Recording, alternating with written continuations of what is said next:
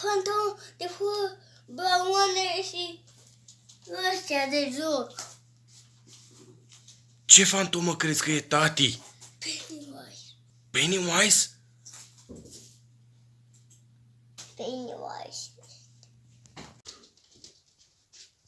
Hai să întrebăm. Mergeți acolo și vedeți dacă e. Luminează acolo, Adi. Cred că e un balon. Să nu fie chiar Pennywise. Se mișcă.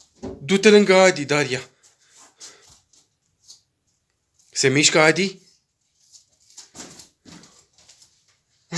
E Pennywise!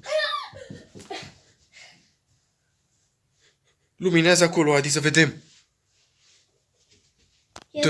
Dă-mi mie lanterna să văd. Am să mă duc eu acolo aproape. Vedem și noi. Da, e Pennywise. E Pennywise în balcon!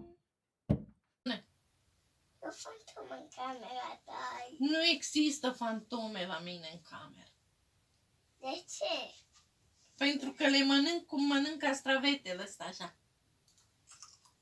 De ce? Că sunt invizibile. Nu cred. Nu există fantome.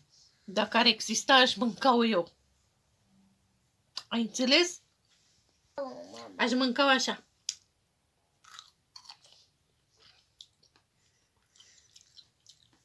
Suntem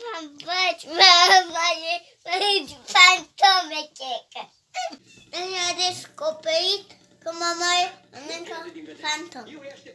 Suntem salvați. Într-adevăr, sunt un vânător de fantome.